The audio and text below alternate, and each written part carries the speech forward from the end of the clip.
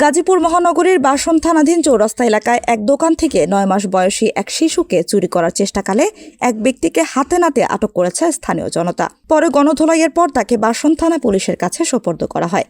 আটককৃত ব্যক্তির নাম মিন্টু, পেশায় তিনি শাটার মিস্ত্রি। সে উত্তরা 12 নম্বর খালপাড়ের বাসিন্দা বলে জানা যায়। প্রত্যক্ষদর্শীরা জানান, মঙ্গলবার দুপুরের দিকে এক ব্যক্তি চৌরাস্তার একটি দোকানে গিয়ে সুযোগ বুঝে শিশুটিকে নিয়ে পালানোর চেষ্টা করেন, কিন্তু আশপাশের লোকজন বিষয়টি লক্ষ্য করে এবং দ্রুত তাকে ধরে ফেলে। স্থানীয়রা জানান, প্রথমে শিশুটির গলার চেন নিয়ে নেয়, পরে তাকে নিয়ে পালানোর চেষ্টা করে। এই সময় তারা দেখে ফেলায় তাকে আটক করে জনতা। এ সময় সে বাচ্চার গলার চেন চুরির বিষয়টি স্বীকার করে নেয়। পরে খবর পেয়ে বাসন থানার পুলিশ এসে অভিযুক্তকে উদ্ধার করে থানায় নিয়ে যায়। এ সময় পুলিশের পক্ষ থেকে জানানো হয়, আমরা ঘটনার বিষয়ে তদন্ত করেছি। শিশু ও তার পরিবার বর্তমানে নিরাপদে রয়েছে।